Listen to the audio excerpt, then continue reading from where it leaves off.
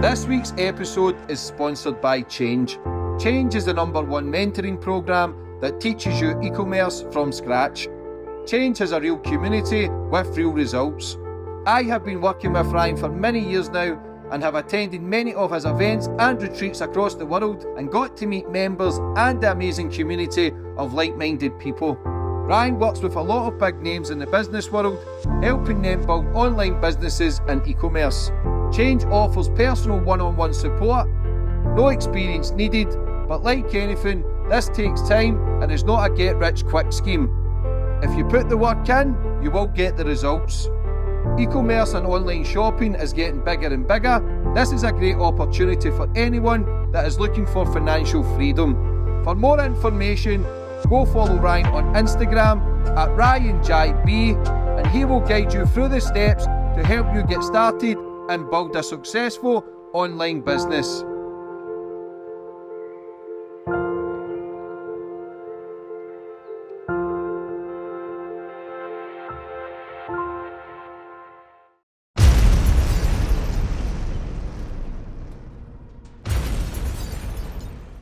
You can now follow me on all my social media platforms to find out who my latest guest will be. And don't forget to click the subscribe button and the notifications bell so you're notified for when my next podcast goes live.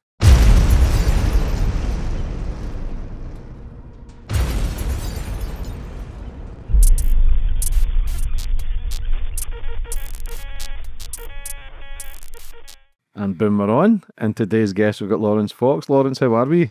I'm not going to lie to you, James. It was my stag do last night. So even though it only lasted 4 hours from 6 until 10 p.m, which says, all that it needs to say, I do feel a bit like I've lost the day today. But I'm here. You're here, brother. That's good. Yeah. Actor, musician. You've done a lot of TV work. Very outspoken, very political. You've got yourself in a lot of trouble, many court cases, many fines.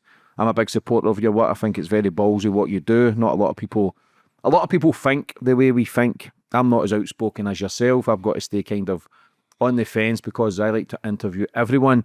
But what you're doing, being at the forefront, like I say, it's ballsy, man, and it takes a lot of courage, but it comes at a massive cost, as you very well know. Yeah, it does. It's strange. I was thinking about it on the way over. It really does come at a massive cost. And people said to me a few years ago, people would say to me stuff like, if you could turn back time, would you have just like shut up and carried on sitting on nice film sets and having martinis on rooftop pool bars with hot actresses? And in the last year or so, I'm like, yeah, I would. Because it seems to have got ramped up. Like when I got annoyed at the beginning, 2020, well, I was annoyed before that about all the stuff that people were saying that wasn't true, especially about racism and stuff like that used to really annoy me. Meghan Markle's sort of endless moaning. I spoke out then, and it's now 5 years on. Everything I said then, anyone can say now. So what got me ruined out of my career is now totally common parlance. And I've got a nasty feeling what I say now is going to be totally common parlance in 5 years from now. So, it's not nice having people there's people who genuinely mad keen on having me in jail. And it's never the nicest thought to wake up to every morning. Yeah, especially because I know you're a family man. I know you love your missus and your kids. But you've been through the kind of works your whole life. But you have a great family tree. Your father being an actor, I think your mother was an actress. She was a nurse, my mum, actually. She was, my dad betrayed the Fox family heritage by marrying a normal bird who was a nurse in the NHS. So she was awesome. We lost her during the pandemic, and nothing's been the same since, really. We grew up in a matriarchal family. She was very much the defining influence in our family, and her absence is very noted and noticeable in our family now. Before we get into all the madness, so I always like to go back to the start with my guest, get more of a bit of understanding about you, Laurence, where you grew up and how it all began. So I was born during my dad went through a phase, which he's still in, so it's not a phase, it's a lifestyle choice. He became a Christian, I think, after probably witnessing some of the massive over excesses of the film industry that we can kind of see now more openly, and some of the darker stuff that goes on in there. And he bumped into someone who he bonded with, and he converted to Christianity, gave up acting, and then moved to Leeds to become a missionary, where he kept all his acting clothes, like his nice Christian Dior suits and stuff, but was living in the middle of the working class districts in Sheffield and Leeds, and knocking on people's door going, "Have you welcomed Christ into your life?" And they're like, "Yeah, what?" And so I was born in amongst that. And then I think this is true, that he'd given his money away to a friend of his, and that he'd earned from acting, and said, like, distribute it amongst the poor. I'm off to start again and be a missionary. And the guy didn't, looked after it, invested it, and gave it back to him once Dad had 4 kids. So we moved from a little house in Leeds to a very nice house in Wimbledon Village, where we all grew up posh, as you like. And I went to a school which got closed because this is how much I love the olden days. The guy that started the school had no license or whatever to start school, but it was a really successful school. So I went to a little prep school there, and then I went on to Harrow School, which I didn't like very much at all, because it was everything that I don't like about the British elite upper class attitude towards everything.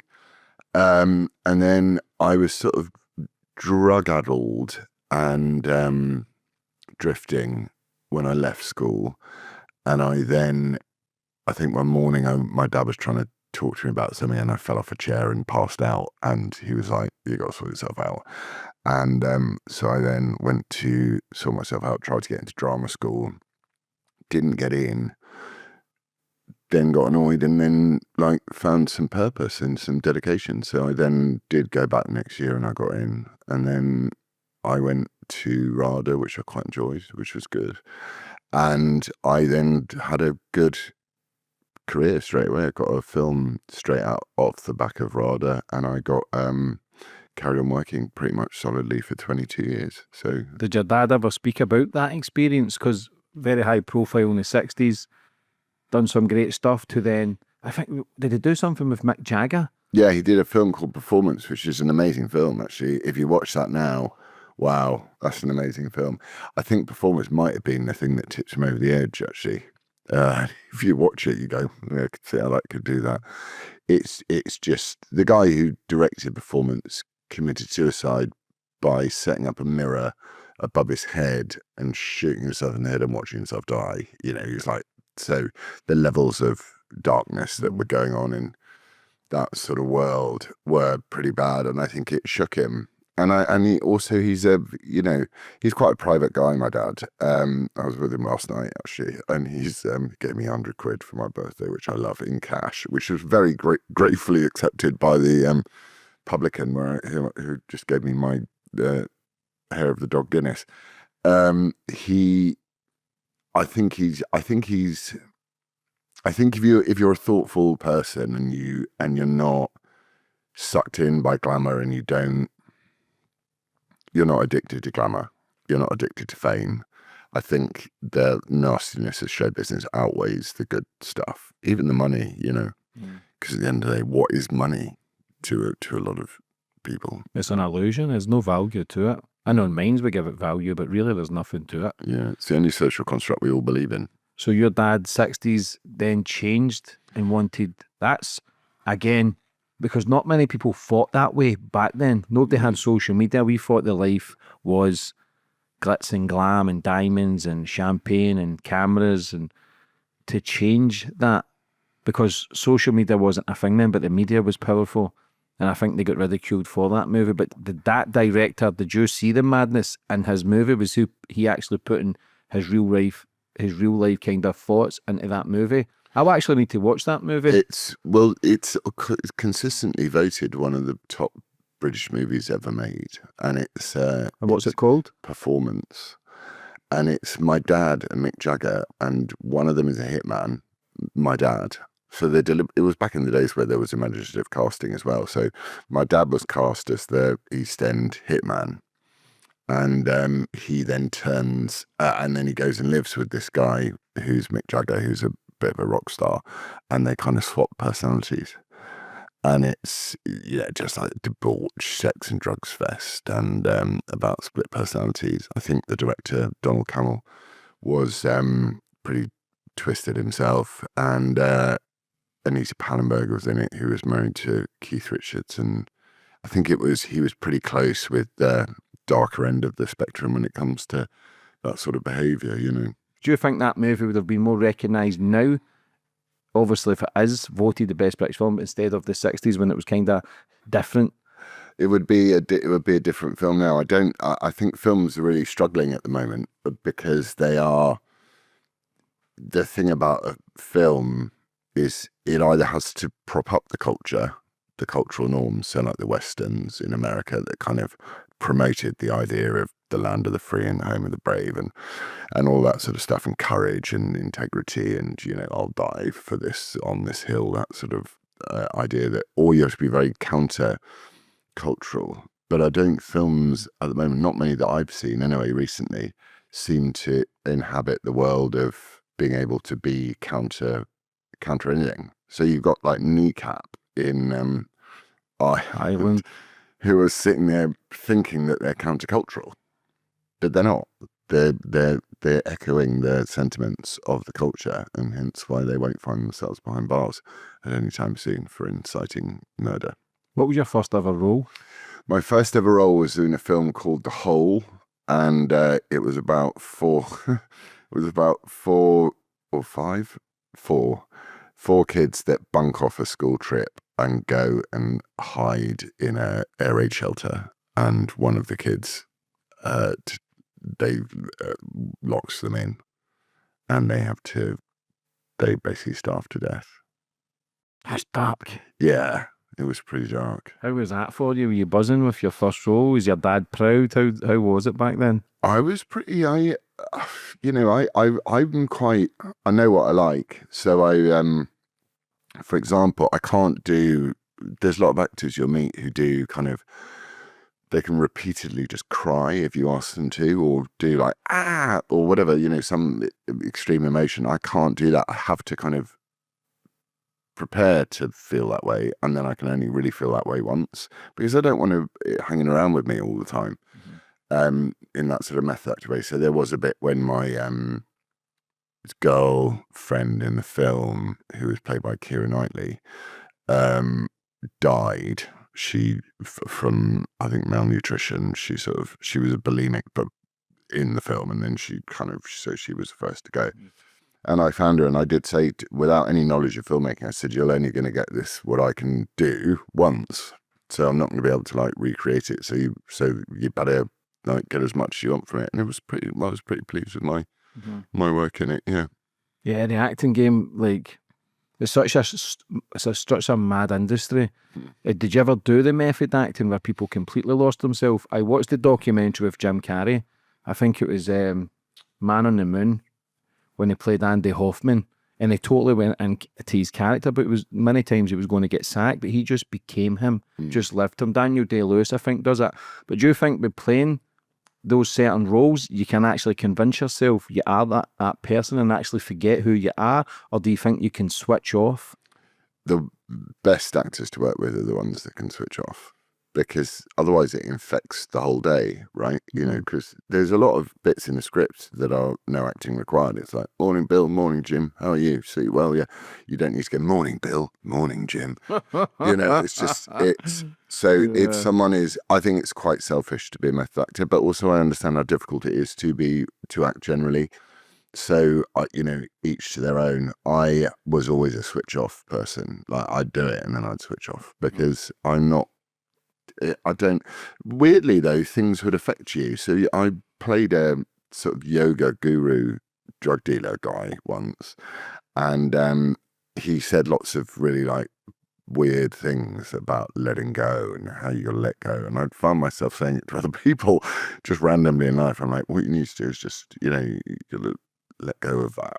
And I was like, oh, so it has affected me a bit. It does. I wasn't one to sweat too heavily on it, because I thought it was ultimately you're not doing anything. Your job, your commitment is in the time between, they say, action and cut. That's when you need to be good. You don't need to be good for the 7 months of the rest of the film when you're at home pretending you've only got 1 foot or whatever Daniel did and stuff. You then done Lewis, Inspected, Fighting Crimes. What was that, 5-6 years? That was a few years. 10. No way. Yeah, it was. How was that experience? How was life then? Acting career doing well. You've got a full-time job. Well, it was, yeah, I mean, it was really, I'm very lucky. It wasn't really what I wanted out of my life. Why? Because I was too young to realise the value of security. I was like, I've got to do everything. I want to do a million different things. And but actually it was really nice. It became very much like a family of people. And it was, you know, it was interesting because I suppose if you're in a sort of bubble of that job for such a long period of time, the world outside evolves around you while you stay the same, you know. So there were lots of things that got done on that job that you would never find on a job nowadays, you know. And I loved it. And I used to had a very good relationship with Kevin Whately, who's a sort of, you know, a proper lefty in terms of the fact that he believes in free speech and stuff like that, but also a proper lefty in the fact that he believes in stealing everyone else's money to pay for other people. So we used to have good like chats, and there was never any animus to any of it. That when I got interviewed by a Dutch journalist at some point towards the end, and they said, "So, Laurence, you've been doing this for 10 years. This is more than a quarter of your life." And I'm like, "You're fucking right, it is. I'm leaving." So we just wound it in and left, and I thought, I've got to go off and see whether I've got the chops for other work, which I did until I went on Question Time. How was your political stance then, going through acting and a pretty normal, decent life, not really any drama, but were you so at the forefront then, or were you just kind of reserved? Because you know yourself, working for other people, you can't say what you want to say. I did though. Yeah. I used to say what I wanted to say all the time. Back then? Yeah. Did it ever get you in trouble? No, I think I never worked for the BBC in 22 odd years, so I suppose the BBC wouldn't have appreciated my take on things. And I would notice that some of the views that I held on certain things weren't like, even though a lot of people agreed with them in private and still do, don't, you know, they're not publishable and publicly stateable. So I think there was a time came about maybe 2015, 2016 around Trump, around, who was that dude? Brett Kavanaugh, when they were trying to get him onto the Supreme Court in America, and there became the kind of believe all women thing. And I was like, what? Why the fuck would you believe all women? Like, just don't believe anybody to start with. If it's serious, let's gather the evidence and find out what's actually going on. Mm-hmm. So I started to go, there's a lot of inconsistent things going on in this world, and I don't like them. And I don't like the fact that we're separating people out into little groups. And I thought that was wrong, including women. You know, I thought it was disempowering to women. And actually, I think feminism is ultimately hugely disempowering to women. So I just started saying things after. So after I did Lewis, I went on to Victoria, and there was a load of actresses talking about how you've just got to believe everything a woman says. And I would be like, that's insane. No, you shouldn't. Yeah. Why do women have a less propensity to lie than men? If anything, darling, with all due respect, men solve their problems by beating the hell out of each other, which is why prisons are populated with men. Women solve their problems and win battles emotionally often, and therefore if you were to believe anyone, you should believe the man, but not that I would advocate for that. What a terrible statement, to believe women. Everything a woman says. If that was the case, every man would be in prison. Yeah. Well, I'm not shooting it down every woman. There's quite not a lot of feminists that would like us all in prison. Well, I'm not fucking far off it, brother. I'm not far off it. But that's a terrible statement for anybody to make. To make that is fucking absolutely ludicrous. It came very fast, and it came in a way which I was either I can't work out whether I was being insulated from it, from being in Lewis, and whether this sort of social justice thing was eking its way through the system from much earlier, which it was, now that I look back on it. But to me, it seemed so absolutely wrong, and I'm very logical, so I need to understand why something's happening. Like me and my missus are about to get married, and the church, true to form, I knew it was going to happen. I go into the church to go and meet the lady vicar, and she's got blue hair, as you do, and I'm just like, oh God, okay. I don't want to. I don't want you to do the sermon. I want a mate mine to do it. That's right, he knows us better. She's like, we can't get married in here then. And he's not allowed in here either. So I went, okay, well then we're not getting married in your church. We'll go and get married. If it doesn't make sense, I just reject it completely. So I'm not very good with emotional arguments. But that's a good thing. That's the way life should be. If you don't agree with it, you don't have to follow it. No. You can do something else. But with that mindset, it's like, if you don't believe in us, yous are all wrong. When it looks like the other side are wrong. Like, it's like a mental health issue. Like, and I'm not just saying that because the people I speak to and who I hang around with. And like I say, I'm open to everybody's stance. But it just seems crazy that they can't see what the fuck is going on. You know what I'm saying? What's happening to the children, what's happening to the schooling system, the migration. Like, it's just an invasion of the UK. And the UK is probably at the weakest it's been. But the only thing is, the UK people will unite. And that's the beautiful thing, because we won't fucking stand for it.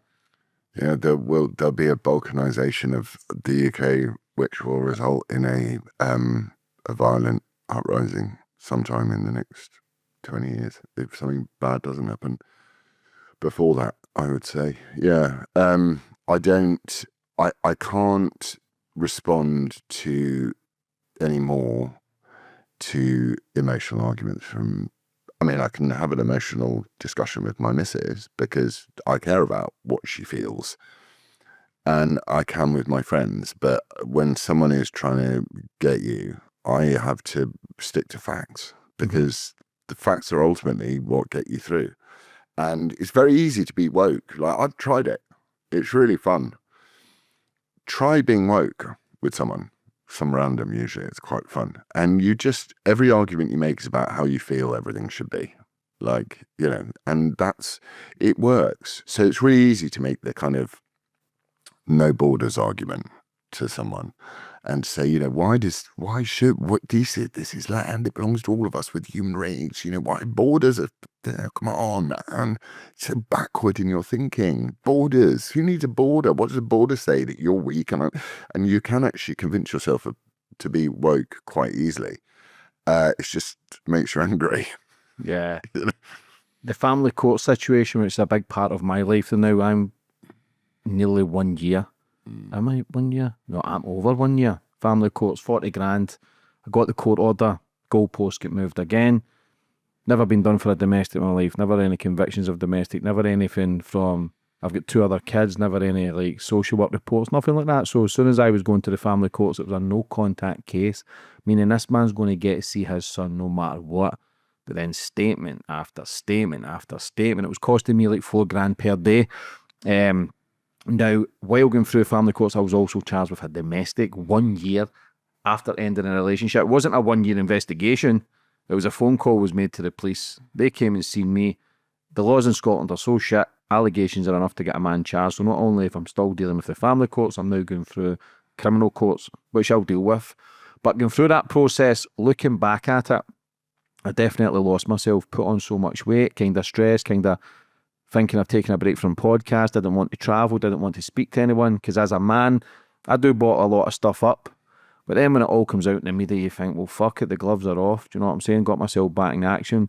But you were involved in one of the biggest and longest family court cases over 8 years, over £1 million from both parents. Like, it's so nasty. Like, what's your thoughts on the family courts? I'm really sorry you're going through that at the moment, but it will pass in time. The family court system is flawed really instantly, again, on a feelings-based argument. So they say that the courts need to be, any rulings, findings and discussions of family court cases need to be kept under lock and key, which essentially means that they're anonymous. You can't say anything.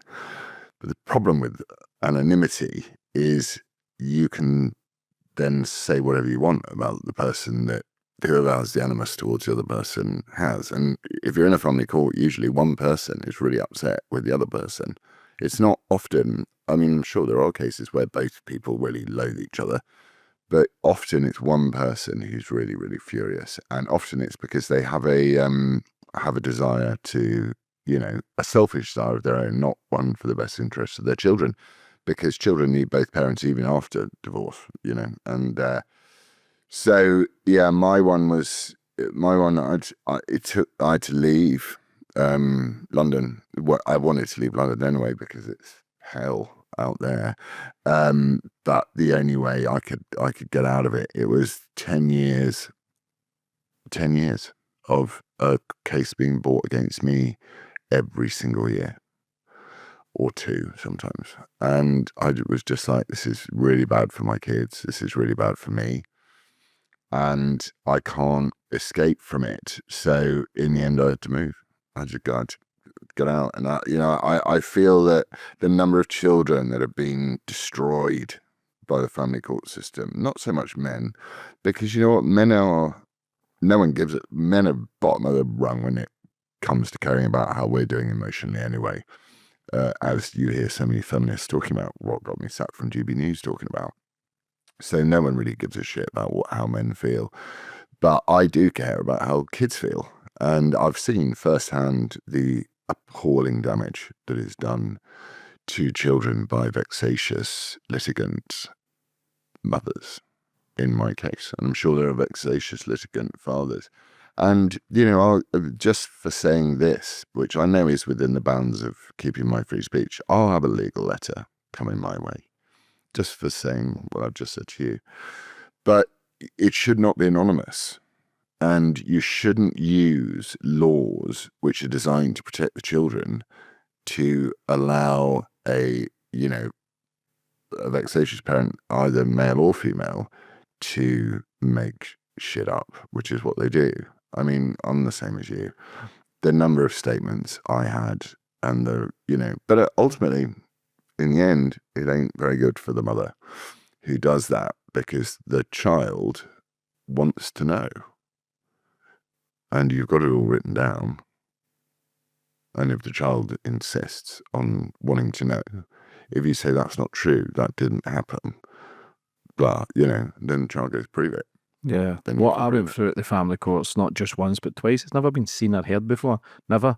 But they want you to throw mud at each other. I never wanted to give statements. I never wanted to do it. I just wanted to see my son. All this I'm going through is to see my son. I ain't no saint. I've never portrayed myself as a saint. But when you're fighting and justifying, it's so fucking draining. Every email you're getting from lawyers, every phone call, it's just rinsing you of money and your energy. And it's the sad thing, like, it's nearly 2 years not seeing my son, but I've had thousands of messages from men. And listen, not every man is innocent, and there's a lot of deadbeat dads, but you have to look at it from the men who do work hard, who want to see their sons. And now it's, my missus has made these allegations. I get like so many, apparently they speak to Women's Aid or whatever it is, and to get legal age, you've got to have a domestic charge or whatever. So I don't know if they're getting advised and singing from the same hymn sheet where say this, say this. It's like the immigrants coming here, they'll get told what to say. Some of them are pretending to be gay because they're going to get rights and protection. Like, it's just so crazy. And then nobody gives a fuck. I'm getting told it's fair. Fair on who? I can't see my son. I'm getting told these allegations. There's a duty of care for the mother, but what about the father who's travelling down here every other week trying to see his son? Like, do you know what I'm saying? Like, and the calf cast as well. fuck me, these women, man. I had to then change to a different woman because it was all one-sided. I just be fair. Do you know what I'm saying? Be fair, give the man a chance, let the men see their kids, and understand bitterness and anger and whatever, but you have to take yourself out of the situation, because there was a couple of times I thought of quitting and leaving. I thought, I can't take this, because it was just so consistent. It was just never ending. Everything was negative. And it's hearsay and it's this. And you're thinking, when does it end? Who wins? Do you know what I'm saying? That money could have went to my son. Not the kids, that's Yeah. for sure. I watched I opened up social media the other day and saw my ex-wife had done an advert for Shelter, a domestic violence charity, and I just thought, yeah, okay. I always thought you might not be the best person to hire for this gig. You know, women throw punches too, don't they? Of course they do. And they smash up houses and steal money. They do a lot of things. And then, but you know, it's a funny thing, and I don't want, you know, I don't want to be negative about people who behave in that way. I've tried to get to the point where I can't control how someone else behaves. I can control how I behave. So that's the only thing I can do. And you know, without meeting my ex, difficult as the whole situation has been in the long term and very draining, and as you say, these times when you want to quit, I wouldn't have those two beautiful boys, and I also wouldn't have my amazing Lizzie now, because I'll tell you one thing, Lizzie is the exact opposite of what my ex was. And that is you know, I feel like I'm getting my cup filled back up again. Yeah, that's a beautiful thing. And that's the beautiful thing, going through some dark times, because then it makes you realise, okay, I don't want that. So it gives you all the signs that you need not to do the same mistakes again. Missed my son's birth, missed his first tooth, missed his first walk, missed his first word, things that I can never get back. Everything that I'm about is family. Everything I do is for my family.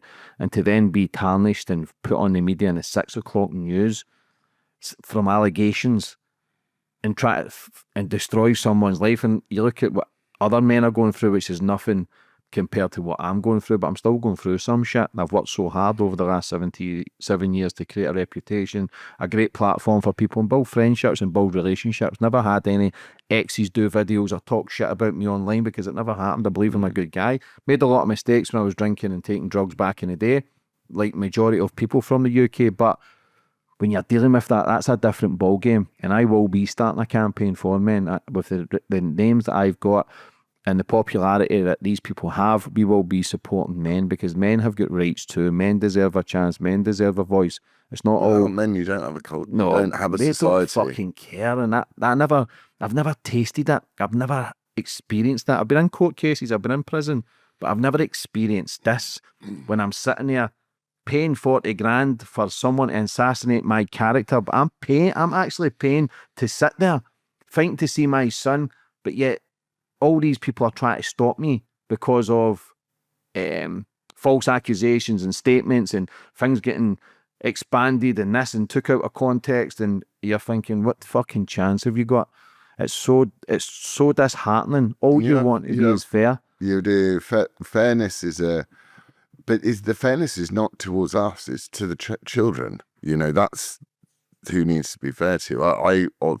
It's got better now, but I used to look at my kids playing with their cousins, and my kids looked like they had heavy lead cloaks on, you know, with the stuff that they were having to bear. And look, getting divorced is bad, and it happens, and there are reasons why it happens, and you know, some of it's not our business really particularly, but the least you could do when you got divorced would be to put your children first. But I suppose if your marriage, you know, like I blame myself a lot. I used to think, I try and work out like whose fault things are. I mean, I've stopped now, but back in the day I would try and work out whose fault things are. And at the end of the day, as my mum used to say, it takes two to tango. It's never one person's fault. But in this circumstance, you know, of our, as I said, the longest running family court case in UK at the time, I'd not bought a single court case against my ex-wife, not one.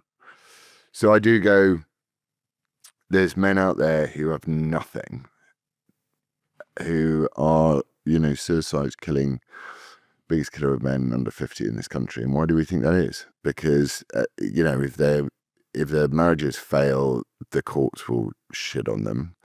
If they don't, if they're not some sort of odd, gimpish, non-binary, women will call them toxic male. They're treated with real disrespect, and they've got to raise children. You raise children. And my dad was hard.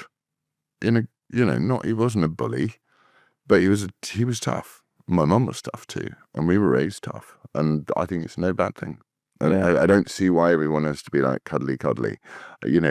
I had a kid come round to my house, a friend of mine's kid, and he's a bit, he's lovely, sort of, kind of, he's like a mad kid, and he went and he opened up the door to my chicken house, and he let chickens out, and it got savaged by the dog, and he came in crying, was all upset, and I was like, all right, now we're going to go, you did that, so now we're going to go and pluck the chicken, and we're going to eat it. How's that for you, mate? And he hates me at the moment. That's good. But it's important that you don't just go, oh, don't worry, darling. It's like, no, you have to take responsibility for your actions. The best thing you do as an adult is teach your children that life isn't fair. Yeah. It's the best thing you can do. And, mothers who think that they can protect their kids from stuff are denying them the chance to become an adult, which is very, very hard. Yeah, I think we're living in a world you can't really wrap them up in cotton wool because it's ruthless out there. And I believe a big part of mental health from men who take their own life is because not able to see their kids or women. And now, listen, I'm not targeting all women because there's some amazing women. I believe the universe revolves around women. I believe their energy and their essence, they're so amazing how they give birth and how it all functions.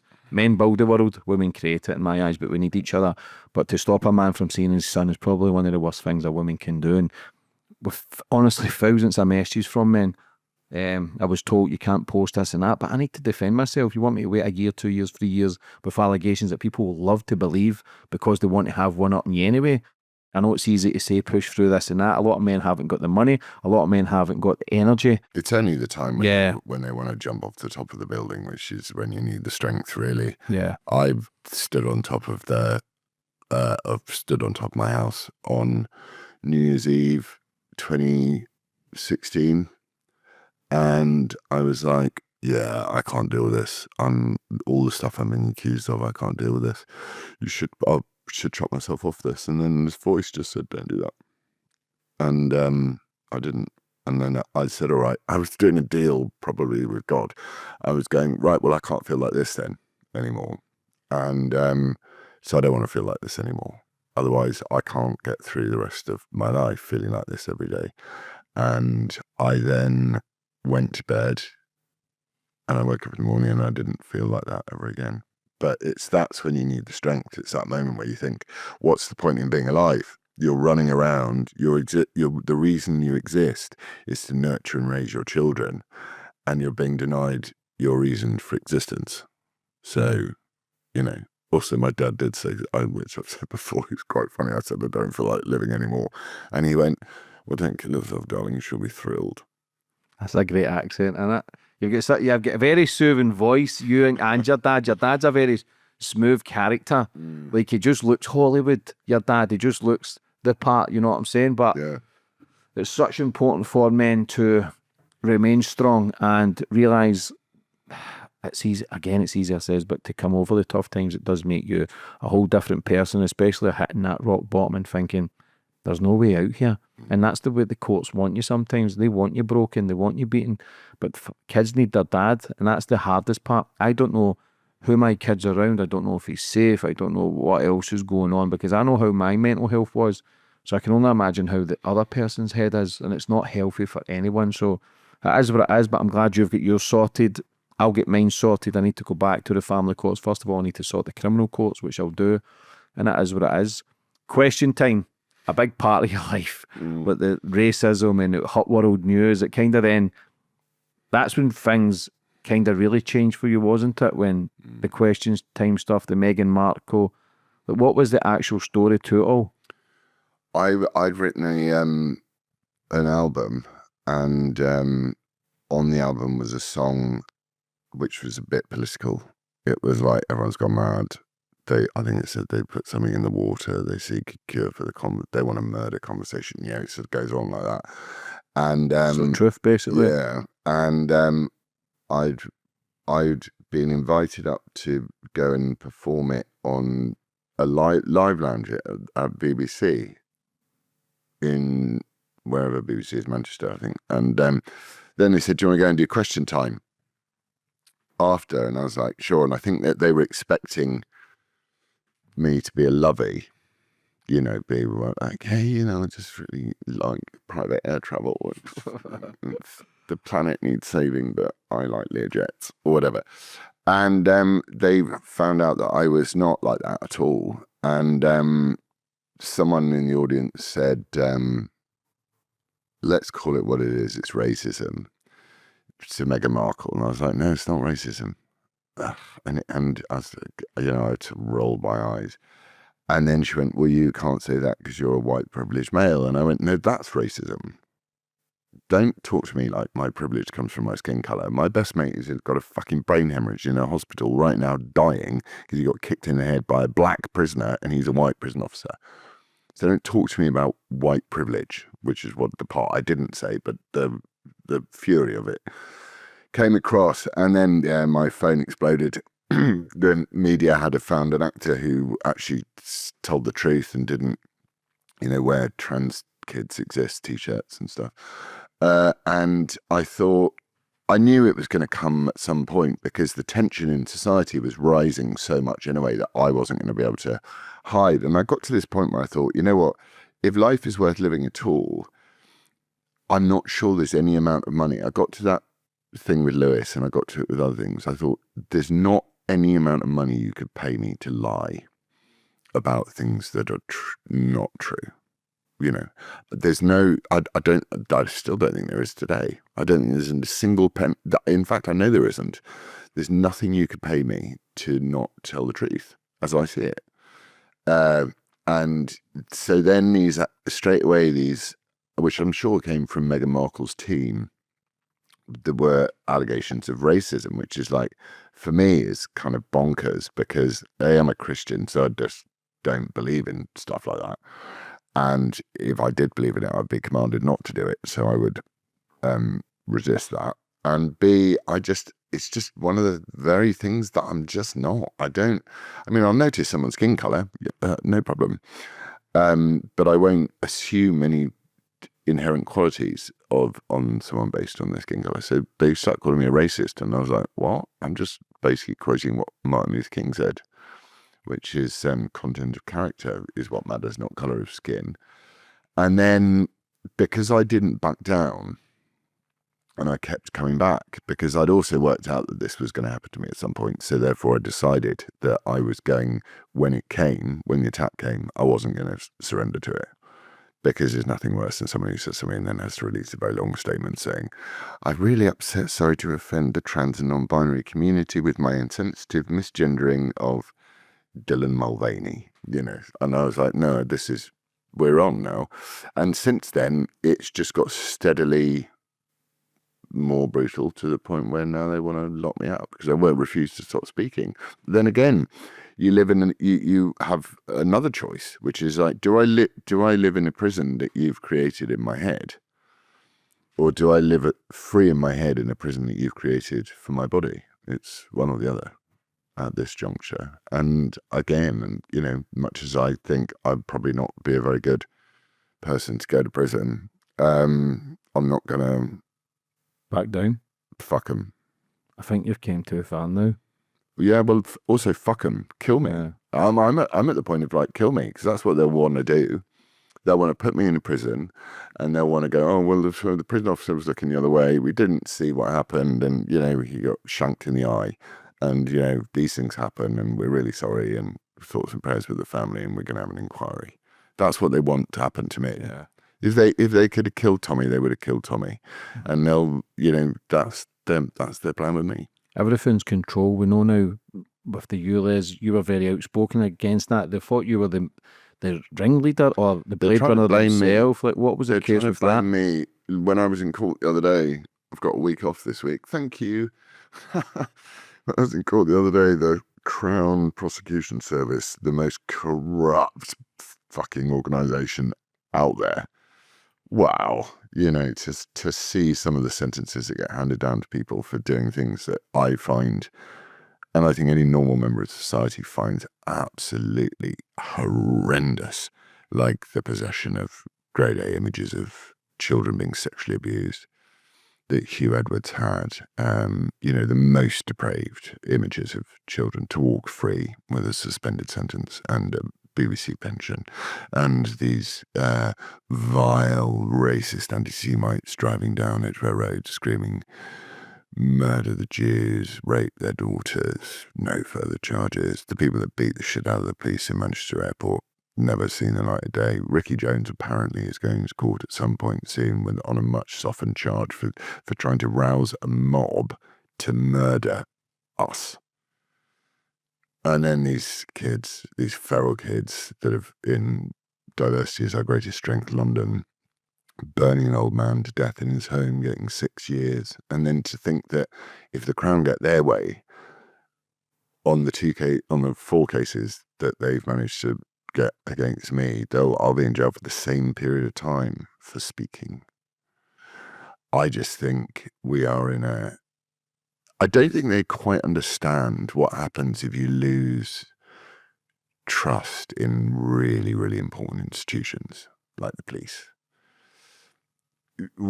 Us Southerners used to sort of look at Hillsborough and go, what are they complaining about? It was just, you know, it was a crowd and it went a bit wrong. Why are they so annoyed with the police? And then you start to read about Hillsborough and work out about Hillsborough and you go, you fucking bastards, you know, and you really start to know what the relationship with the police is. I've had first-hand experience of being harassed by the police. They very much enjoy harassing me and I very much enjoy calling them pigs in return. But you now have the institutional thing of the Crown Prosecution Service, which is lied to us about Axel Rudikabana.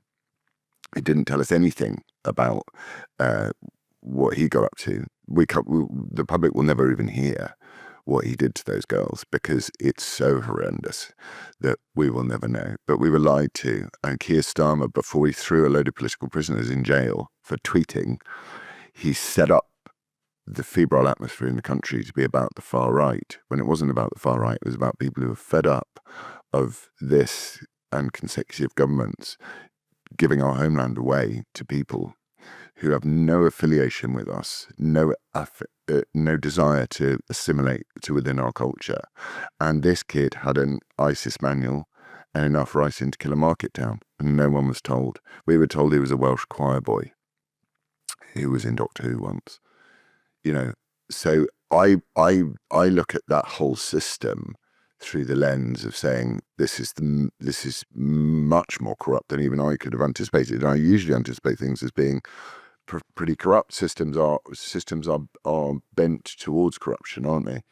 So I'm in shock that that people aren't up in the air. I'm really grateful that Alison Pearson did such good work with Lucy Connolly. You know, everyone says stupid things. They do.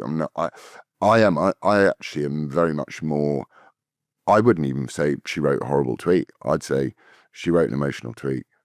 She also used the word "for all I care," which it means don't do it. It's like, for all I care, do it. It's like having an argument with your parents. You die for all I care. You know, it's like, this is normal. It's been passed down to English language. That's not 30 months in jail for speech. But what they're doing is, it's the same as the sort of Sadiq Khan's double speak on diversity is our strength. It's really not. Machete wielding thugs stabbing the shit out of people in London isn't diversity, isn't a strength. It's something you should crack down on. Because and I was just walking here today and I was telling you, if you tolerate the behaviour that you see on the streets of London, you get more of it. And it's horrible, London. It's a horrible, horrible place to be, and I'm so glad I'm out of it. But I do hope that the English and the Scottish and the Union, once we've been almost thrown out of this country, which we will be, we take it back. I think so. I think we're strong enough, but it just seems to be at its weakest. I think people have had enough people, but are now scared, like you say, with Lucy Conley getting 2.5 years for a post that she deleted 3 hours later, while paedophiles are still walking the street. You've got the immigrants who are throwing acid in people's face, raping kids, raping mothers, and yet they're getting community service, they're getting a slap in the wrist, they're not even getting sent back. Immigration for me looks like an invasion. It looks like people are coming here with no passports, no background checks to do and rip through these cities and streets and do what they want, and yet everything thinks, oh yeah, invite them into your home. It's nothing to do with that. It's nothing to do with being racist. People call you a racist. Your wife is black. You know what I'm saying? It's absolutely crazy. You're not racist because you see, all I want is better protection for my kids. Scotland's not as bad yet, but it looks as if it's moving up north, and that's the scary thing. And it needs to come a stage where something needs to change. People can't hit the streets anymore because they're getting sent to prison, so there's no protection, but people are just concerned parents. So we need to be careful. Listen to what the people saying, listen to the voices of the nation, what people want, just a bit of protection for people coming from war-stricken places, families, kids, children, whoever. Of course, protect them, try and help them, but not young boys in their 20s, early 20s coming over on their boat with knives and other mad shit, guns. It just looks as if it is a setup. But I actually interviewed David Icke's son, Jamie. He was saying because the UK has been so powerful for hundreds of years, he says we're not supposed to win this war. He says a man wrote 3 letters, predicted 3 wars. The other 2 wars came true. The third one is when UK gets invaded, and he says that we're not supposed to win this one because they want to stamp down at everything that China does, facial recognition, everything's control. They want the whole world like that. So if China win the war, then everything is under control or under one roof, apparently. So apparently it's just all a setup. Whether that's true, I don't know, but I'm sure that the power of the people is stronger than the people in power. But it's just a case of when there becomes so much unrest, the UK is not going to be a good place to live. Whether it's a civil war or people just rioting for change, it just doesn't look good and it doesn't seem safe. Even walking about London, you're on edge. My son consistently. got mugged the other day, and it's like, he's a clever kid. I really admire the way he dealt with it. He's really clever, the way he dealt with it. But that's my son, and it's like, how much more will people put up with? I think probably quite a lot more. Britain has always been, all right, okay, we'll put up with it, stiff up lip, but at some point. It's when it's the moment comes, doesn't it, when it becomes really obvious to everybody that they're losing, that their country is gone and it's finished. And that's when they will stand up to do it. We're already in a cold civil war already, which is why they're trying to they have locked up Tommy, why they did lock up Lucy, why they're going to try and lock up me, why they're going to try and lock up anybody who points out how craven. I mean, I wouldn't be surprised if in 100 years from now, people are digging up Keir Starmer's grave and hanging him, like they did with Cromwell. Because and it's not just Starmer. I mean, he's dreadful because at least the Tories, you can blame the Tories for the millions in immigration because they thought it would actually make us richer. Classic Tory crappy. Didn't think at all about the cultural impact. Just thought, oh, well, increase GDP. Great, let's do that. But Starmer does it because he's one of those no borders people. And that psychopath Hermer, who's his Attorney General, who, went out of his way to make sure that Lucy Conley got punished properly, and the institutions. I was reading a tweet by the head of MI6, and I thought it was a joke. He's like, in solidarity with our LGBTQIA++ two-spirit wankers, we're going to be flying the pride flag outside Vauxhall Cross, outside MI6. And you're like, right, okay. And he's got his pronouns in his bio. He's a Marxist. It's sex Marxism is all of this LGBTQ crap. So if you've got a Marxist in charge of the spy service, you've got a Marxist in government, his front bench, Rachel Reeves is a liar, proven liar. She's no idea about anything. Your country's being invaded, and the best you can come up with is we're going to go and fight Russia. You're like, when does people wake up and just go? This American sent me a meme, and I must preface this with saying I don't endorse it, but it was very funny. The meme said, "It all went wrong when you stopped hanging people." And back in the day, that's what we used to do to traitors. We hung them. And I think the behaviour that's being meted out on the British people is traitorous. To think that my children will have to grow up in a sectarian war with people that see our land as just another part of the caliphate that they want to expand. And my kids are going to have to raise their grandchildren like that or hide their faith, or, you know, and that makes me pretty angry. How do these people get in power? People talk about Michelle Obama being Michael Obama. Then you look at Macron's wife, apparently transgender, which is a lot of evidence suggesting that's true. I think there was Section 18, 1988, I think it was, when they stopped speaking about homosexuality in schools. It stopped for many years. Now it's all back. It's went from, this is the gayest generation ever, and I've no issues with gay people. I've got a gay friend. And I always feel as if I have to say that. It's like, I know, it's like me with my life. because kids believe and gravitate towards it being taught, and if it's put in their face long enough, then they kind of believe in it. Yeah. No issues whatsoever. But I'm saying, I think Section 18, I think it was, I don't know if it was Maggie Thatcher, but she stopped speaking about it in schools. She believed in the family home and everything. Yeah. But everything's changed. Everything's went, even you look at the French Olympics, look at the opening ceremony with the beards and the hairy armpits, the women all trans, and I've no issues, but what's it got to do with sports? What's Harry Kane wearing a rainbow armband for? Like, keep it away, keep your politics away from sports. Be who you want to be, but we don't need to shove it down people's throats. But it just seems mad. You're never short of controversy, but you then burned the pride flags as well. What was the method behind that? I do it every year. Well, it's because you've got to sort of understand what the progressive pride flag is. I'm a bit like you, and I'm sort of fairly liberal, really. I mean, in lots of ways, I've got no issue with gay people at all. The only issue I have at all with anything is I don't want men in women's changing rooms, because I know what I think. If I walked into a changing room full of naked ladies, I'd be pretty happy about that. So you want to, that's why we have ladies' changing rooms, so they don't have to have a bunch of men walking around in them. And I don't think children should be subjected to either be over-sexualized or be subjected to irreversible medical interventions that mutilate their bodies and stuff like that. But what happens is, like the left, you say, why are they winning and why are they doing so well? And it's not so much the left as the devil, because it's not a left versus right thing. It's a devil versus God battle at this juncture. They are really well organized. So they, and there's lots of secular reasons for it as well, like the overreach of stuff like Stonewall, who, did a lot of great work for gay and lesbian people back in the day, but then they just, once that wasn't an issue, they had to move on to a new one to keep the funding coming in.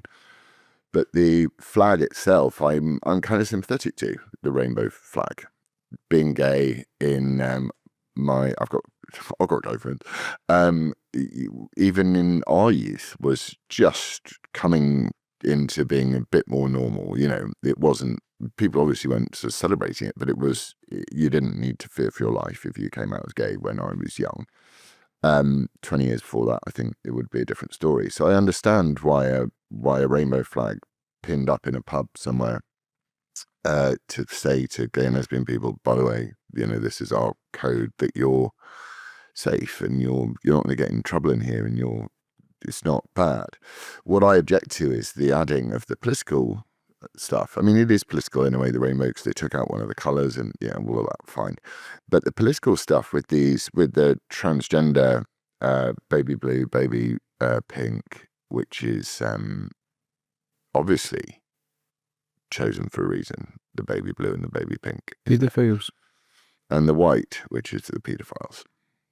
minor attracted person, the plus in the LGBTQ plus, and then the O, which is intersex, or sometimes they have an 8, a sort of infinity shape, which is for autism, and then they've got a brown chevron, which is for anyone who's brown and gay. Like, who fucking cares? And then they've got a black one for Black Lives Matter, and it's like Black Lives Matter is a political Ponzi scheme where you stole a shit ton of people's money and went and bought a few houses in Laurel Canyon. So instead of parading it around the streets of London, and it's fake as well, so it's not real, and it's migraine inducing. So those that fly it proudly will have in response someone like me pointing out what is wrong with it, and I'll burn it. And I will burn it every year until it's made illegal to burn it, like the Nazi flag, which they did to me before when we found out that 4 progressive pride flags arranged in a certain way is a swastika, and their way of responding to that was to turn around and go. They tried to arrest a guy who copied me, and they deactivated my social media account for it. I'm like, do you get it yet, guys? What's the only other flag that you're not allowed to do that to? It's the Nazi flag. Are we proud of the British football team giving a Nazi salute when playing Germany in the 30s? Are we proud of that? Or are we followed a stupid fad to try and appease other people? And that's my issue with pride. I think it's kind of finished, though, really, to be fair. I think people like Michael Knowles in America, who's been very good on it, and the Daily Wire guys, and, just little acts of subversion, like me burning it, has helped people go, it's not so cool. And I see when I go into my son's school now, when they all used to part like the Red Sea, because he goes to the world's poshest school, full of celeb people in it. They used to part like the Red Sea. I see some of the kids come up to me and go, I'm a bit all right to them. So I've stopped being the Hitler, and now I'm a bit like, the youngsters are sick to fucking death of it. A couple of years ago, I was chatting to one of the little guys at my son's school and about the trans thing, because there's a few little trannies in the school, and he was like, well, you just got to be kind to them, nice to them, and let them get on with their lives. And you speak to them a couple of years later, like, these fucking people are weird. They demand that you treat them all special. They're wearing a dress. If you forget to call it him or her, it's like, they're sick of it. They're sick of the whole thing. It's tiresome. My daughter was in private school and I had to take her out because one of the girls was identifying as a cat, and the headmaster let her carry a litter box into every other classroom. I thought, I'm paying 20 grand a year for a school, and I thought, fuck that, fuck off.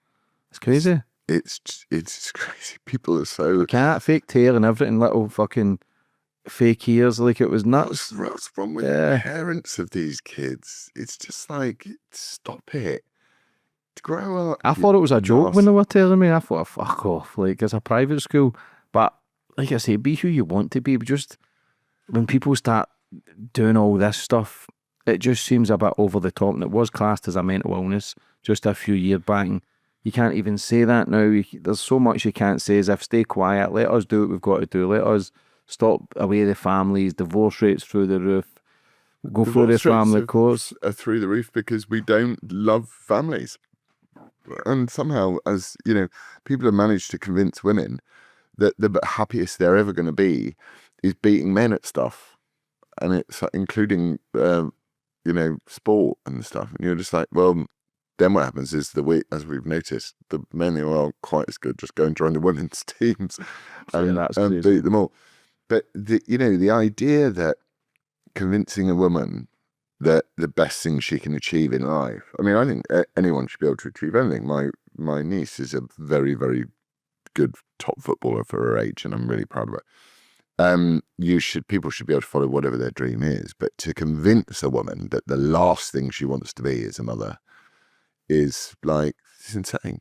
Yeah. And to convince men that, and children, that the whole world's going to burn up in some sort of climate changey apocalypse movie is just like so pathetic. It's like, life is hard enough.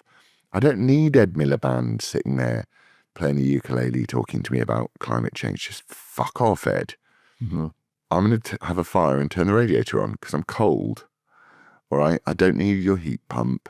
If you can come up with some lovely piece of design and to make the world cleaner. We're all environmentalists. Everyone wants the rivers to be cleaner, the fields to be nicer, the nature to be more diverse and wonderful. But they don't want that. They want a sort of humanless world. They teach our children that they're a cancer in this planet. And I think that's why kids don't want to breed and they don't want to have relationships. Lockdown, you're very outspoken as well. Yeah. Not everybody seemed to break and bend from lockdown. It really showed you the strength of not just the UK, but the world, at how easy it is to be controlled. For me, it looks as if it was just a test run for what's to come. But you were very outspoken, never wore a mask, never bent a broke, just done your own thing. I believe you lost your mother during lockdown. Sorry to hear that. 5 people at a funeral. Couldn't even hug anyone. Like, it is ludicrous that people had to stand outside windows and watch their wife give birth, and nurses are coming to the window saying, sorry, you've lost a loved one. Like, it is, how we accepted that is beyond me. Now, I was very open about it and done, nah, this ain't right. But with so much pressure, I did question, I don't want to harm my family or my loved ones. Am I doing the right thing by not getting this certain jab? Or I did question it, but something just wasn't right internally for me. Something didn't make sense. Thankfully, I never, but when you look at it, the laughter that people who created this must have been looking at everyone in the world and thinking, wow, how stupid are yous? Oh, it's George Carlin, isn't it? Imagine how stupid the average person is, and then imagine that half of them are more stupid than that. It's a, it was, I mean, I knew it was bollocks. I heard earlier, because I was in a relationship with a journalist at the time, the lockdown came, and she phoned me up and she went, don't tell anyone, but they're about to announce that between 500,000 and 700,000 people are going to die in the UK from coronavirus. And I was like, that's bollocks. And she went, what do you mean? And she was really anxious about it. And I was like, look out the window. And she said, why? And I went, are there any planes in the sky? And she's like, yeah. And I was like, then it's bollocks, isn't it? Because if 700,000 people were about to die like that, they'd shut the airports. No one would be allowed in. Everyone would be thrust into isolation. You wouldn't have a sort of partial lockdown where, it wasn't about saving the NHS or overwhelming the NHS. It was just a series of really, really stupid decisions made by very frightened people. Or it could be absolutely, as you are suggesting, and I think I probably lean towards that, a very carefully, meticulously exercised way of beginning a mass formation psychosis, so that the next time they try it on, which they can try it on over climate or whatever. Yeah, I was just straight away, no. And in fact, when someone tells me we have such good senses. This a local bloke, and he came into the pub the other day, and he was sweaty on his head, and he looked rough. And I said, are you all right, mate? And he was like, oh, I feel rough. And I was like, okay. So what I did was I didn't shake his hand or like give him a hug or anything. I kept a bit of distance from him because I knew he's probably got something and I don't really want it. We have this very strong instinct in ourselves to survive. We don't really want bugs. Particularly, but we do need to get them. It helps our immune system. Yeah. So it's like, if you can avoid it, you don't want to get ill just before your wedding, or if you're going on holiday and stuff like that, you're probably a bit more careful, whatever. But it's just it's safetyism, and it's it's a Chinese bioweapon was unleashed upon the rest of the world, and the biggest transfer of wealth in the history of mankind took place in a 2-year period. GB News, you had that weekly slot there. Yeah. Doing well, sacked. Yeah. Is it Eva Evans? You says Eva Santina. Eva Santina. You were having a conversation with Dan, who I like as well. It just says who would shag her. Yeah. Was that the time the police came through your door? No, they came to that door next morning. But did they come through for that? No. Or was that the ULEZ thing? That was ULEZ, yeah. How do you feel about the GB News thing? Do you think you were set up, or was that I maybe spoke a bit much there? I accept it. How did it all work? I don't really know too much about it. Well, I mean, it depends on whether you follow woke rules, right? Because in woke rules, I really should be getting an award because I've just said I don't want to shag someone. Surely that's like an award, isn't it, in Wokeland? But I don't think that. I think they got to the. I don't know why they hired me at all in the first place. Because they knew it wasn't like it was a secret what sort of person I was. I'm quite a controversial person, and I'm articulate about what I'm controversial about. I should have, in hindsight, I should have probably. I'm easily provoked. It's one of my weaknesses. I don't like injustice, and I really don't like, after certainly what I've been through and what, as we spoke about earlier in this conversation, a lot of men have been through in terms of that. For her to say that male suicide, was a cultural war issue, if I just said, how dare she say that male suicide is a cultural war issue, but by this time I'd developed it into a, don't ever shag someone like that or form a relationship with someone like that, because they will destroy your lives. Don't ever go near a woke feminist. She will ruin your lives, which they do, because they think they're entitled. And that was what I said. I don't really regret saying it.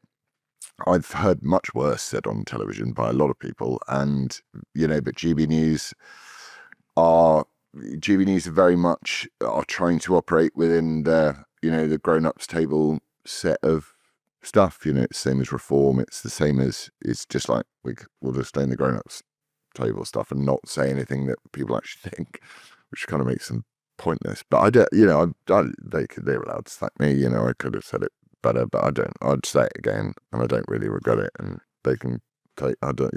It was a miserable place to work, full of.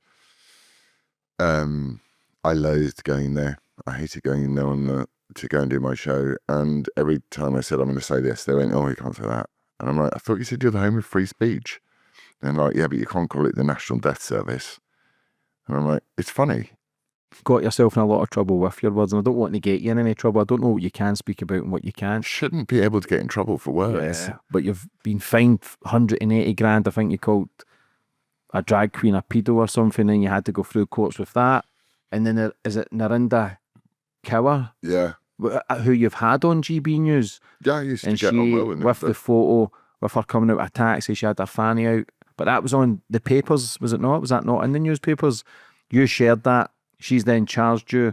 Because even her online, I don't really know her personally, but she's just talking the same as everybody else. It's like for hits and clicks. But how did that, when you got charged with that? Can you talk much about that? What's going on with that? I'll find out next week when I go into court. I think it's just bonkers and insane and stupid. Photo, very common practice. I was in showbiz back in the day. I know what the girls used to do, especially the girls who were like, with all due respect to them, not famous, what they would do to try and get themselves in the papers, and nip slips and forgetting to wear your pants was quite common. And the deal was done with the paparazzo often, where they let that happen. And so I find it astonishing. I've been charged for a crime that was done by someone else 12 years ago when I wasn't even around, and I have no idea who it was. But welcome to, as I said to you, when they want to get you, they'll get you for something, and you just have to fight them and make sure it gets put in front of a jury, because I don't trust judges. The libel case, I was called a racist. And bearing in mind, this again, how much the world has moved on in 5 years, I thought this is really important. I've been called a racist. We need to challenge this, because I'm not a racist. Now it doesn't mean fuck all. I mean, people get called racist every 5 minutes, and it literally has lost all of its meaning. And I don't care if anyone calls me a racist anymore. I'm just like, yeah, whatever, Dr. Shola, whatever your name is. But the judge, I asked for a jury in that trial because I knew a jury wouldn't have found me as to be a racist, because I'm not one. But you don't get a jury after the Defamation Act. And the judge, I was called a racist, so I just said, well, you're going to call me a racist, I'll call you a pedo. It's a rhetorical device. It's like, I'll call you something that you've called me something I'm not, so I'll call you something you're not. And the judge didn't even address my counterclaim in the very expensive court case that ensued. So I don't have any faith in judges either. But maybe I'm the problem, and my speech is the problem. And it probably is to some degree, but I don't think we should start from a position of speech being an issue. I think you should start from absolute free speech and work your way back from there. And probably stop. I think the American model is very good. It's not incitement to violence unless you incite the violence at a specific time to a specific person.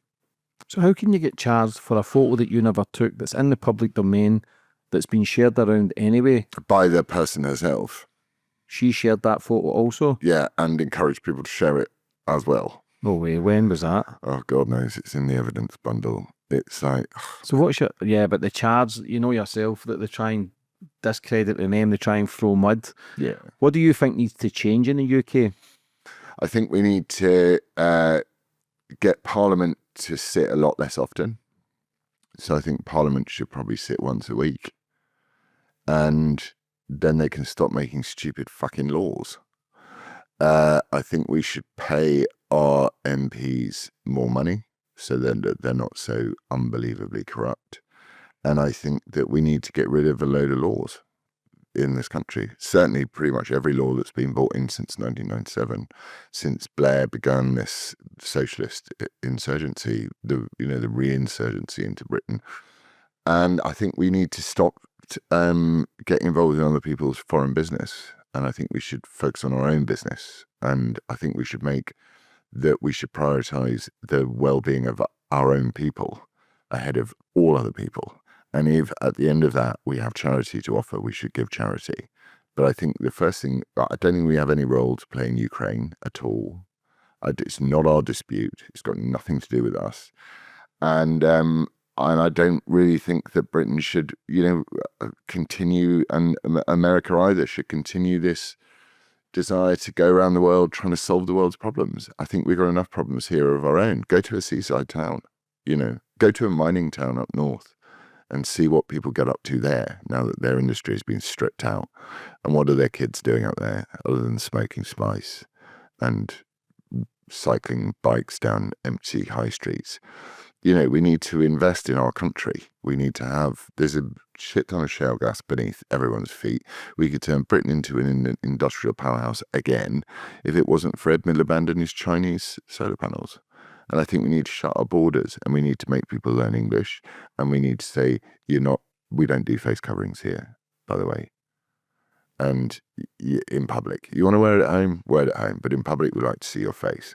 I think we need to have belief and faith in British culture, and we need to get rid of the idea of diversity of anything other than opinion, because diversity is basically just a way of saying you're all different groups, you're not human beings, you're not valuable in the same way. A lot of black people come up to me and say, thank you for not pandering to the whole, we're black so we're a bit thick and need help stuff. It's rubbish. It's not. It's a very normal world that we lived in, which even I can remember growing up in, where we focused on family harmony and good relationships with our friends and working hard and good things like that. And then along came feminism 1.0, which was good because feminism, women needed rights.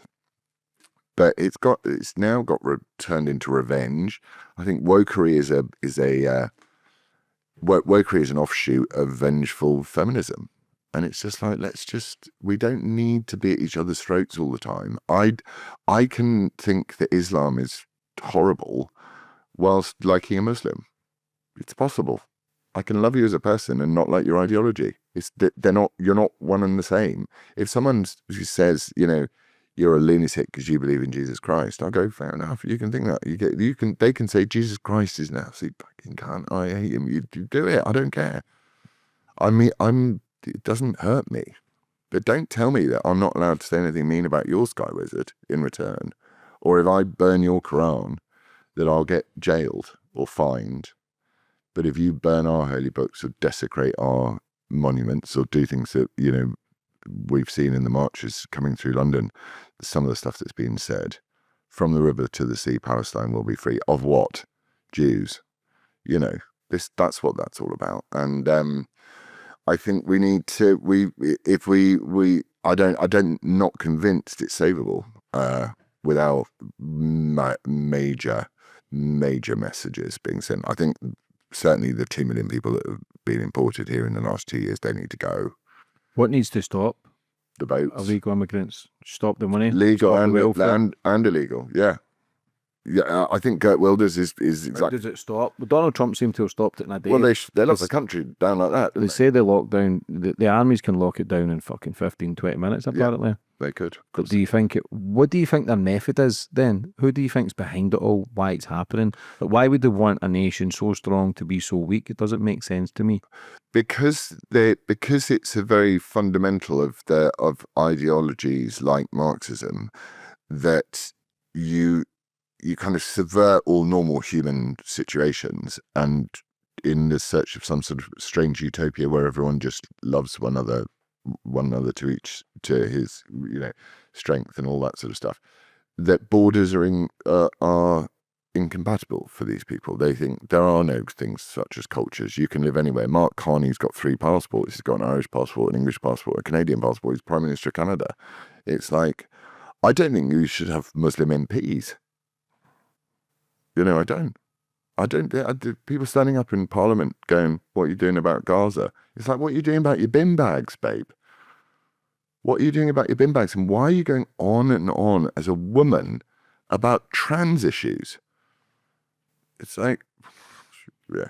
But, unfortunately, probably believing in free speech is the only way out of it is free speech. How much do you think you've spent in court cases? Probably about, in all of them, including family court? Must be a few million, a couple of million. Yeah, it'd be easy few million, yeah. Was it worth that? Not seemingly so far.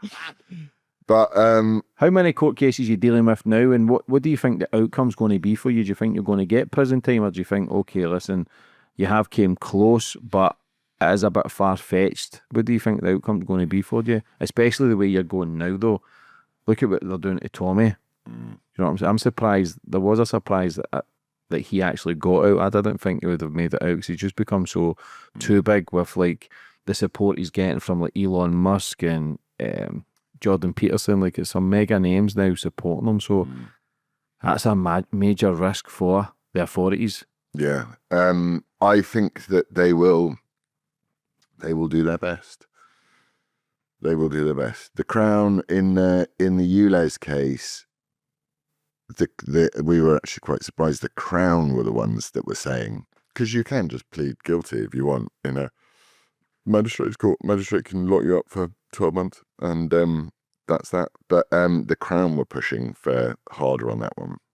So whether they're accusing me of being like, the Don Corleone of 700 of the 900 ULEZ cameras that went down to the value of something like £1 million, and they want an A1 charge, same one they gave to Lucy Connolly. So they've gone straight in on a 1A or an A1 or whatever they call it, which is, that's up to 10 years in prison. No way. Fucking hell. What about the other ones? I don't know about the Narinder Kaur one. I'd find so laughable. I mean, I will take it seriously, obviously, come the day, but I mean, it's just like, it's so unbelievably politically motivated. All of them are. There's just politically motivated attacks on me, and if they wanna come and fuck with me, then come fuck with me.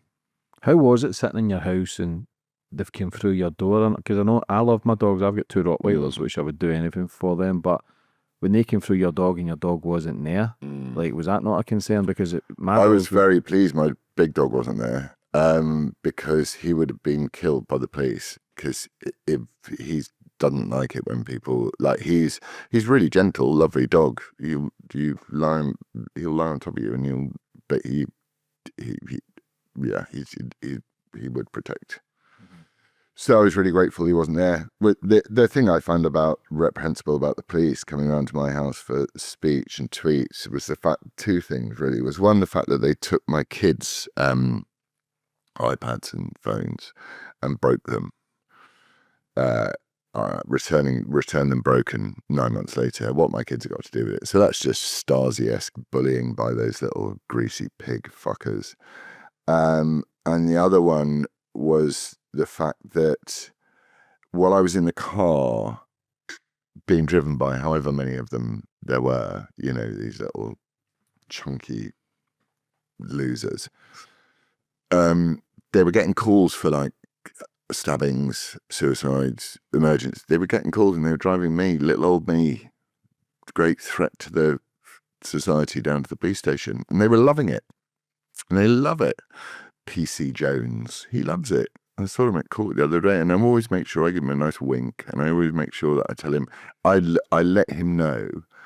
The sad thing is there will be a lot of good policemen and women out there, but there are some dreadful ones who wake up in the morning and they tuck their fat little bodies into their uniform, and they feel really pleased about it, and that's the way they get one over people. And I like to make sure that they know that I have won in life and they've lost. They can do whatever they want to me. At this juncture, what else? I mean, other than kill me or lock me up, what can they do? And I'm beyond giving a shit about corrupt police forces and corrupt politicians and corrupt, you know. If my role is to suffer so that can be, people can see it more clearly, then that's my role. I can be the John the Baptist, and then when someone comes along who's actually got some integrity and decides they want to stand up and defend this country before it goes to shit, which is we don't have at the moment, but someone will come. How was it dealing with the death threats? Because it's not just what you're going through and the money you're spending in court cases and police and everything that you have to put up to. Listen, with being so outspoken, people will say, well, he brings it on himself, but to get death threats is a different ballgame. How was that experience for you? It's shocking at the beginning, and then I got very panicked and hired a security team. And then... Is that how bad it got? Yeah. And then after a couple of weeks of having the security team, I was single at the time. So, you know, they don't make dating fun, security teams. So I just thought, you know what, this is living in fear too.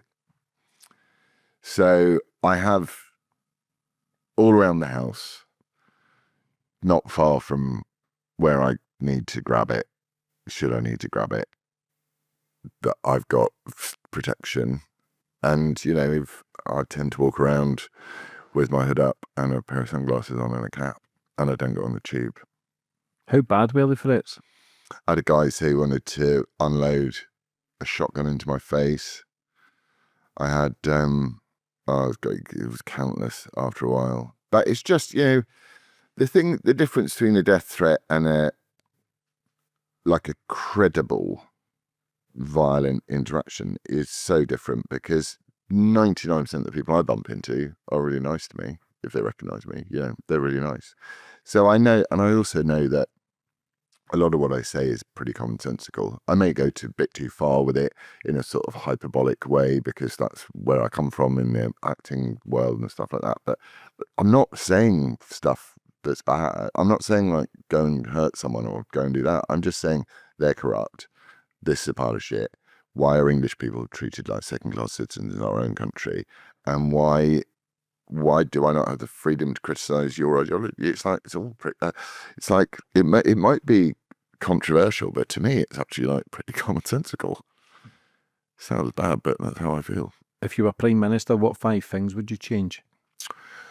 Again, I think I would say that if you were ever to bring in a law, you'd have to get rid of 2.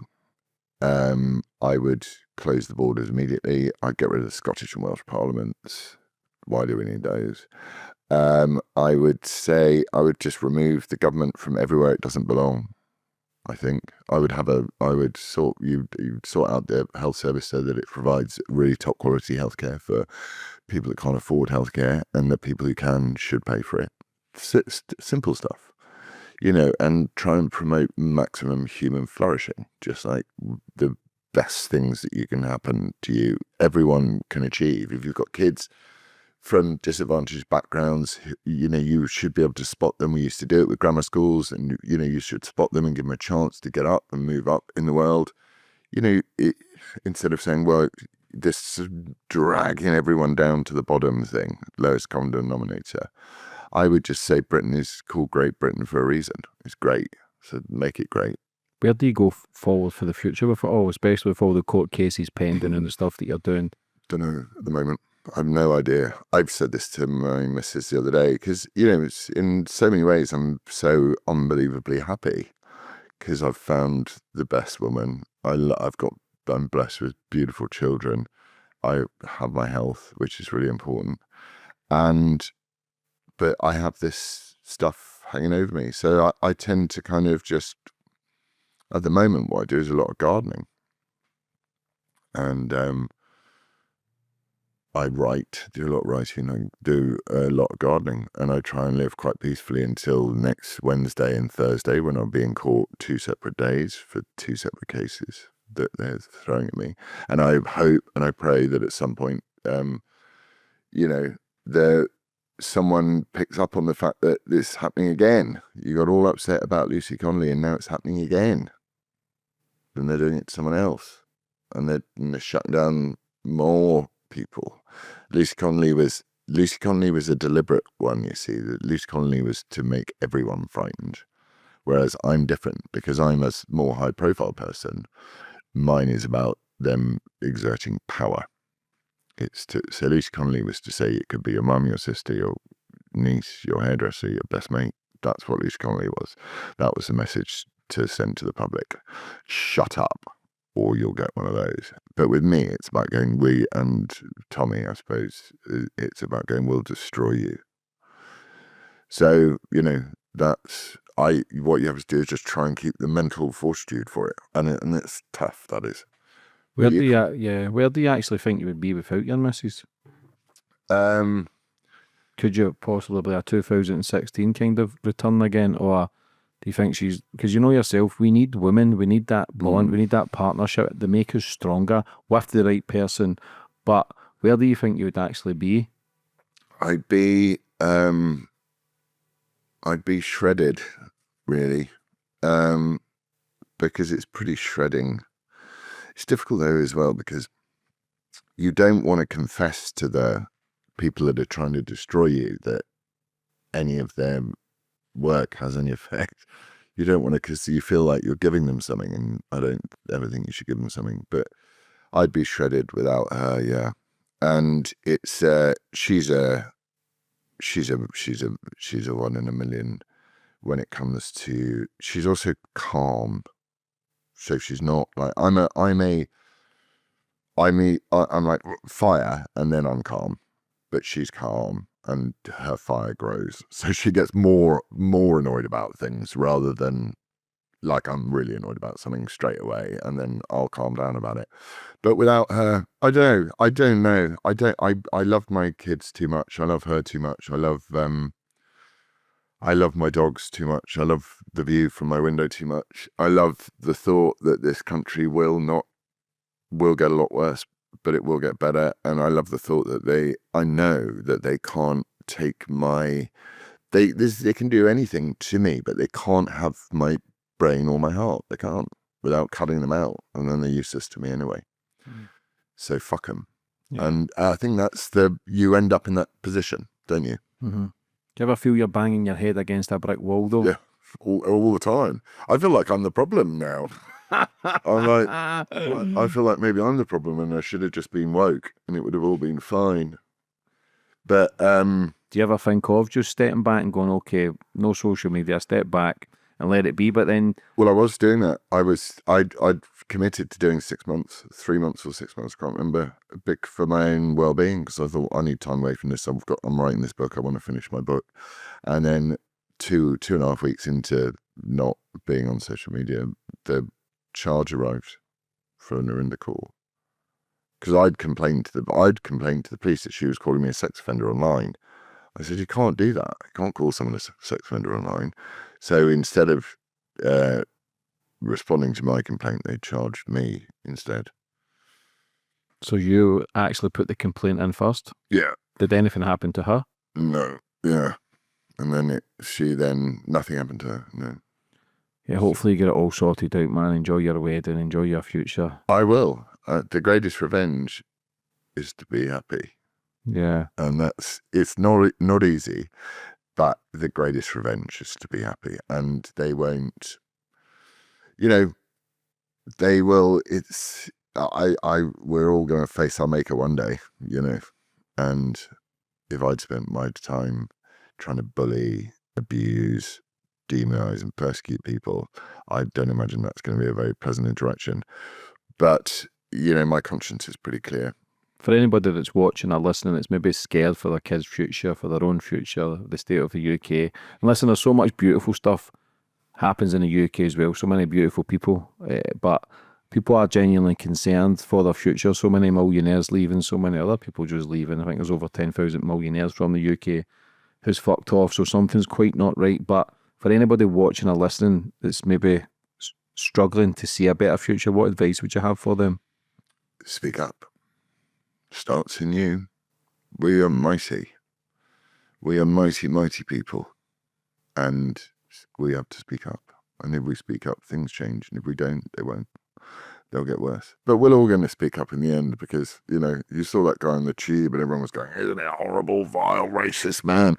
And he's just this little old man going, fucking do it in my country. Have you ever seen that? And part of me is just like, no, I don't like what he's saying, but it's this sentiment that so many people have, which is, when are you going to actually care about us just a little bit? And so I think the only way you get people to care about you is by asking them and making sure that they do care about you. And in the short and medium term, that's, you know, people are voting the Union Party out of existence at the moment, aren't they? Which is really good. What about the grooming gang stuff? Like, why do you think it's all been swept under the carpet for so long? A lot of it's now at the forefront and a lot of people have got a better understanding of it, but why so much cover up? Because because of the way because of the way that schools educate children in this absolute myth that the British Empire was this vile, racist, hellhole organisation that took over the world and went and stole people's land and countries and all that sort of stuff, when in actual fact it was 200,000 people who went and made the world a far better place, with exceptions. And we're taught that we deserve it. And that anyone who comes here with different cultural practices, be that the totally acceptable nature of raping young British girls because they're fair game, white British girls, that we just have to call them out as racist. And I'm like, it ain't racist to call out a rapist. You get the language right. So, but we got to believe in ourselves. We got to believe that our girls don't deserve that. And we got to believe that those that believe in Christ should not tolerate churches where transgenderism is preached, and we should not tolerate our schools teaching the children the divisive crap of diversity, equity, and inclusion that they do. But Reform are doing this slowly, which is good. They're taking DEI out of councils. They're taking critical race theory out of councils, and this is a phase. It's a bad phase, but it is a phase. Human beings don't like living like this. We're not a happy time, but we just need to speak up, and you need to be brave and know that when you do speak up, there are going to be consequences. What do you think of Reform? I think it's a shame. It's real sad. I think it's a shame because I don't think they understand the cultural element of it at all. So, and I think Nigel is a very brave and wonderful fighter for British sovereignty over many, many years. And then I think he's seen the number of people that turned up to the first Tommy March in London, and he's thought, my constituency is here. But I don't think he's Trumpian. Trump is amazing, you see, because Trump gets the cultural stuff is much harder to define. It's a culture of making America great again, isn't it? It's like culturally we got to make it more wholesome and better again. Whereas I think Nigel sees the whole thing like a sort of set of sums, and the way he treated Rupert Lowe was appalling, and the way I don't think it works. He's got a Muslim chairman because I think that's going to be hard work. What about the Russell Brand situation? What do you think of that? I don't know, and that's even worse. I think charging someone historically with sexual abuse and rape is going to be interesting. I need to look at the evidence. But the worst part of it is automatically think it's dodgy. My first response is, that's dodgy. That's politically motivated. So that's what, and who wants to live in a society where your first response is, nah. You know, that's the problem. You want to really have faith in your institutions. Like, was my kid got marked, I'd say I would never tell him to go and find a policeman. I'd say, go into a shop and find a lady or something like that. Don't go anywhere near the police, ever.